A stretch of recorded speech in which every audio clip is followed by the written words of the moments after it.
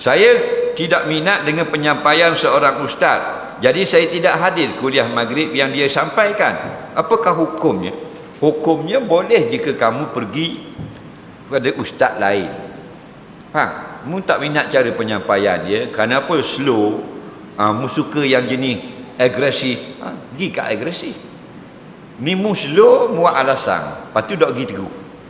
Lepas tu onu pula mu kata agresif kuat sangat, hak slow mu dok pergi kau. Faham? Tak apa, ada kadang-kadang tak sesuai dengan kita. Kita pergi carilah, kerana talabul ilmi itu faridah. Mencari ilmu itu fardu. Mu tak kenal ni, mu jangan kutuk dia, mu pergi kat lain. Sebab macam kedai-kedai nasi lah, kita tak kenal kalau lauk kedai ni, kita kenal kedai ni. Ni dok kenal nasi pandai pergi kedai lain. Faham lagi? Bagian ilmu dia buat alasan saja.